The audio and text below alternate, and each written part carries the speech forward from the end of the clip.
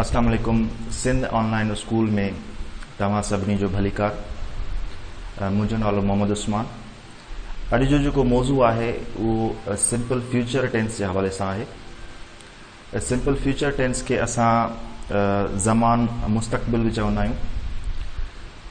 हिन टेंस में हिन ज़मान में असां कुझु शयुनि जो ज़िक्र कंदासीं, जंहिंमें अहम ॻाल्हि जेका आहे उनजो यूज़ेज, उनजो इस्तेमालु किथे थो थिए, यानी सिंपल फ्यूचर टेंस कहिड़ी हालत में कहिड़ी जाइ ते इस्तेमालु थींदो आहे ऐं कहिड़ा जुमिला सिंपल फ्यूचर टेंस में असां काउंट कंदा आहियूं।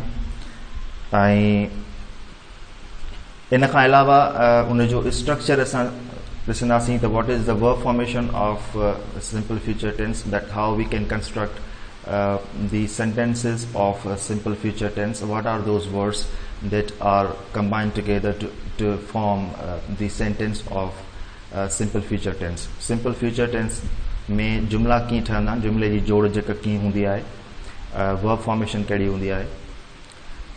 उन खां अलावा असां कुझु ॿिया बि स्ट्रक्चर्स डिस्कस कंदासीं, कुझु ॿिया अहिड़ा जुमला, कुझु ॿिया अहिड़ा टेंसिस जेके सिंपल फ्यूचर टेंस में इस्तेमालु थींदा आहिनि, यानी उहे बि फ्यूचरिटी जी ॻाल्हि कंदा आहिनि, उहे बि मुस्तक़बिल जी ॻाल्हि कंदा आहिनि। ऐं उन्हनि जुमलनि, उन्हनि टेंसिस जो असां पहिरियां बि ज़िक्र करे चुका आहियूं, पर अॼु बि थोरो उनखे असां रिवाइज़ कंदासीं। So let's start the today's topic. सभ खां पहिरियां असांखे सिंपल फ्यूचर टेंस जो जेको आहे यूज़ेज, यानी उनजो इस्तेमालु पढ़णु खपे। त यूज़ेज जेको आहे उहो किथे थो थिए, उनजो इस्तेमालु कहिड़ी जॻह ते थो थिए। डेफिनेशन आहे, simple future tense is used for an action.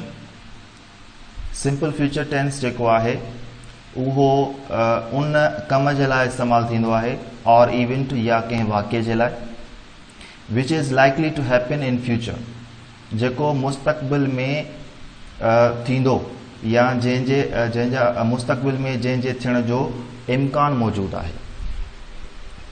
हाणे हिन डेफिनेशन में हिकिड़ी त असांखे वाज़े तौरु इहा ख़बर पई त सिंपल फ्यूचर टेंस जेको आहे उहो अहिड़े कम या अहिड़े वाक़े जे लाइ इस्तेमालु थींदो जेको अञा थियो कोन्हे को, बल्कि मुस्तक़बिल में उन जे थियण जा इम्कान मौजूदु आहिनि, यानी उहो कमु जेको मुस्तक़बिल में उहो थींदो, अञा थियो कोन्हे को, मुस्तक़बिल में थींदो।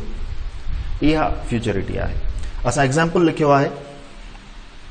एग्ज़ाम्पल खां पहिरियां असां उनजी वर्ब फॉर्मेशन ॾिसंदासीं त उन सिंपल फ्यूचर टेंस जो जेका जुमिले जी जेका जोड़ जेका आहे, वर्ब फॉर्मेशन आहे, सेंटेंस फॉर्मेशन आहे, उहा कीअं थी थिए। असांखे वर्ब फॉर्मेशन में मिलियल आहे सब्जेक्ट प्लस विल और शल, विल या शल ॿिन्हिनि मां को हिकिड़ो ईंदो, प्लस V1 मतिलबु वर्ब जो फर्स्ट फॉर्म, प्लस ऑब्जेक्ट और एडवर्ब, ऑब्जेक्ट ईंदो या एडवर्ब ईंदो, या कंहिं कंहिं जुमिले में इहे ॿई बि अची सघनि था। अचूं था एग्ज़ाम्पल जी तरफ़। आई शैल विज़िट कराची नेक्स्ट समर। मां नेक्स्ट गर्मियुनि जे मौसम में कराची रवानो थींदुसि या कराची जो आउं दौरो कंदुसि। हाणे ॾिसो, आए खां पोइ सब्जेक्ट खां पोइ शल इस्तेमालु कयो आहे। शल इस्तेमालु कंदा आहियूं असां आए ऐं वी सां। जॾहिं बि आए या वी को सब्जेक्ट हुजे, यानी फर्स्ट पर्सन प्रोनाउन आए ऐं वी, उन सां शल इस्तेमालु कंदासीं। बाक़ी जेको सेकंड पर्सन प्रोनाउन हूंदो आहे या थर्ड पर्सन प्रोनाउन हूंदो आहे, उन सां असां विल इस्तेमालु कंदा आहियूं। कॾहिं कॾहिं विल ॿिन्हिनि जे लाइ इस्तेमालु बि थींदो आहे। सो हिन में असां कंफ्यूज़ न थींदासीं, पर असांखे ख़बर हुअणु खपे त फर्स्ट पर्सन जे लाइ जेको आहे उहो शल इस्तेमालु थींदो आहे फर्स्ट पर्सन प्रोनाउन जे लाइ। फर्स्ट पर्सन प्रोनाउन कहिड़ा आहिनि, आए ऐं वी। बाक़ी ॿियनि सभिनी सां विल इस्तेमालु थींदो। अचूं था एग्ज़ाम्पल जी तरफ़। त he will be happy to see us. ॾिसो, ही खां पोइ विल इस्तेमालु कयो आहे, पोइ फर्स्ट फॉर्म ऑफ वर्ब इस्तेमालु कयो आहे। हिन जी माना आहे he will be happy to see us, माना हू असांखे ॾिसी ख़ुशि थींदो। हाणे हुन असांखे ॾिठो कोन्हे को, पर असां इहो ॿुधायूं था त जेको ख़ुशि थियण जो अमल आहे इहो मुस्तक़बिल में थियणो आहे। जॾहिं उहो असांखे ॾिसंदो त ख़ुशि थींदो। He will be happy to see us, हू असांखे ॾिसी ख़ुशि थींदो। सो तमामु हिकिड़ो आसान हिकिड़ो स्ट्रक्चर आहे इन जो। पहिरीं ॻाल्हि असांखे इहा यादि करणी आहे त सब्जेक्ट ईंदो, सब्जेक्ट खां पोइ विल या शल ईंदो। विल ऐं शल असां फ्यूचरिटी जे लाइ इस्तेमालु कंदा आहियूं। जेको सिंपल फ्यूचर टेंस में ख़ास तौर ते इस्तेमाल थिए थो। सब्जेक्ट, सब्जेक्ट खां पोइ विल या शल, उन खां पोइ फर्स्ट फॉर्म ऑफ वर्ब, उन खां पोइ ऑब्जेक्ट लॻायो, एडवर्ब लॻायो, जेको भी सेंटेंस में उनजी ज़रूरत आहे उहो लॻाए सघूं था। तमामु आसान हिकिड़ो सिंपल स्ट्रक्चर आहे इन जो। असां हिकिड़ो दफ़ो वरी इन ते गौर कंदासीं त अहिड़ो कमु जेको मुस्तक़बिल में थियणो आहे या मुस्तक़बिल में उन कम जे थियण जा इम्कान मौजूदु आहिनि, अहिड़े कम खे ज़ाहिर करण लाइ असां सिंपल फ्यूचर टेंस जो इस्तेमालु कंदा आहियूं। हिन लेक्चर में हिकिड़ी ॿी ॻाल्हि असां डिस्कस करण वारा आहियूं, जेका असां अॻु में बि डिस्कस कई आहे। अचूं था हिन पासे त सिंपल फ्यूचर टेंस यानी मुस्तक़बिल में जेका असां ॻाल्हि ज़ाहिर कयूं था उन में असां विल ऐं शल वारो स्ट्रक्चर ही फॉर्मेशन इस्तेमालु कयूं था। हिकिड़ी त इहा असां डिसाइड करे छॾिए, असां इन ते पढ़ी चुका आहियूं। उन खां अलावा बि असां कुझु स्ट्रक्चर्स आहिनि जेके असांखे फ्यूचरिटी जे बारे में ॿुधाइनि था, मुस्तक़बिल जे बारे में ॿुधाइनि था। ऐं हिननि खां अलावा बि कुझु आहिनि, पर अॼु असां सिर्फ़ु हिननि ते इन करे था ॻाल्हायूं जो असां हिननि ते पहिरियां पंहिंजे लेक्चर्स में डिस्कशन करे चुका आहियूं। मिसाल जीअं जॾहिं असां सिंपल प्रेज़ेंट टेंस पढ़ियो हुयोसीं त उन में असां हिकिड़ी शइ असां पढ़ी हुईसीं त सिंपल प्रेज़ेंट टेंस जेको आहे उहो फ्यूचरिटी जी ॻाल्हि कंदो आहे। कहिड़े फ्यूचरिटी जी ॻाल्हि कंदो आहे? Time table. जॾहिं बि को टाइम टेबल असांखे ॿुधाइणो हूंदो आहे, लिखणो हूंदो आहे, टाइम टेबल जो को कॾहिं बि ज़िक्र करणो हूंदो आहे त असां सिंपल प्रेज़ेंट टेंस जो सहारो वठंदा आहियूं। मिसाल तौर the examination starts from next Monday, इम्तिहान नेक्स्ट मंडे यानी ईंदड़ सूमर ते शुरू थींदा। हाणे ॾिसो हिन में असां जेको आहे उहो सिंपल प्रेज़ेंट टेंस इस्तेमालु कयो आहे। ही द एग्ज़ामिनेशन असांजो सब्जेक्ट आहे। ही ॾिसो स्टार्ट सां गॾु असां एस लॻाई आहे यानी V1 plus S first form of verb आहे। फ्रॉम नेक्स्ट मंडे इहो असांजो जेको आहे प्रेपोजिशन प्लस एडवर्ब थी वियो। त असां इहा पहिरियां बि इन ॻाल्हि जो ज़िक्र कयो हुयोसीं जॾहिं असां सिंपल प्रेज़ेंट टेंस पढ़ूं पिया, उन में असां हिकिड़ी ॻाल्हि डिस्कस कई हुईसीं त सिंपल प्रेज़ेंट टेंस बि फ्यूचरिटी जी मुस्तक़बिल जी ॻाल्हि कंदो आहे। कहिड़े मुस्तक़बिल जी ॻाल्हि कंदो आहे? जॾहिं बि को टाइम टेबल असां टाइम टेबल जो ज़िक्र कंदासीं त उन टाइम टेबल खे असां लिखण महिल, ॿुधाइण महिल सिंपल प्रेज़ेंट टेंस जो सहारो वठंदासीं। जीअं हिन जुमिले में असां एग्ज़ामिनेशन जे थियण जो ज़िक्र कयो आहे त एग्ज़ामिनेशन जेको आहे उहो नेक्स्ट मंडे यानी ईंदड़ जेको सूमर आहे उन खां स्टार्ट थींदो। स्टार्ट थियो कोन्हे को बल्कि थींदो।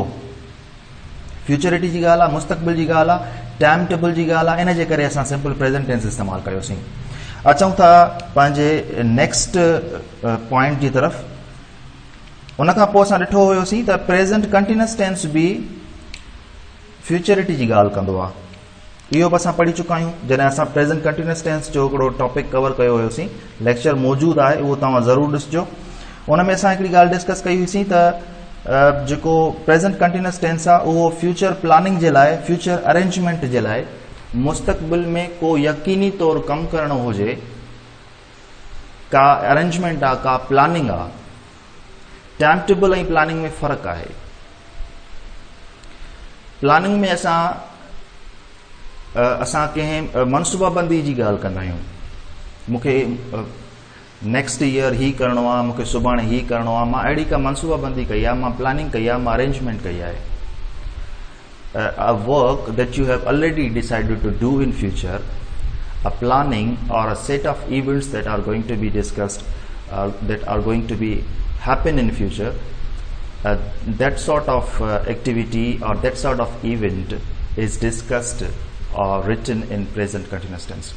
Present continuous tense फ्यूचरिटी जी ॻाल्हि कंदो आहे, मुस्तक़बिल जी ॻाल्हि कंदो आहे। अहिड़ो कमु जेको प्लानिंग हुजे, अरेंजमेंट हुजे, यकीनी तौरु कमु करण जो असांखे इरादो हुजे, उन जे लाइ असां प्रेज़ेंट कंटिन्यूअस टेंस जो सहारो वठंदा आहियूं। ऐं सिंपल प्रेज़ेंट टेंस उन जे लाइ इस्तेमालु थींदो जॾहिं बि असां टाइम टेबल जी ॻाल्हि कयूं, कंहिं मीटिंग जी ॻाल्हि कयूं।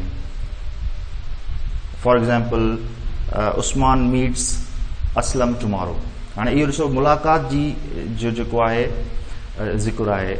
Aslam Usman meets Aslam tomorrow by 10 AM, by 10 PM या इन द आफ्टरनून। त अहिड़े तरीक़े सां कंहिं बि मीटिंग, कंहिं बि टाइम टेबल या कंहिं बि फिक्स्ड टाइम टेबल जो ज़िक्र कजे, उन में असां प्रेजेंट सिंपल प्रेजेंट टेंस इस्तेमालु कंदासीं। कंहिं बि फ्यूचर प्लानिंग या फ्यूचर अरेंजमेंट या फ्यूचर डिसीशन या यकीनी तौर कंहिं कमु करण जे ज़िक्र जे हवाले सां प्रेजेंट कंटिन्यूअस टेंस जो इस्तेमालु कंदासीं। इन जी ॿ फॉर्मेशन असां पढ़ी चुका आहियूं। हिते सिर्फ़ु ऐं सिर्फ़ु फ्यूचरिटी जे ज़िक्र जे हवाले सां मां हिननि टेंसिस खे वरी हिकिड़ो दफ़ो डिस्कस कयोसीं, मां हिनखे डिस्कस कयो।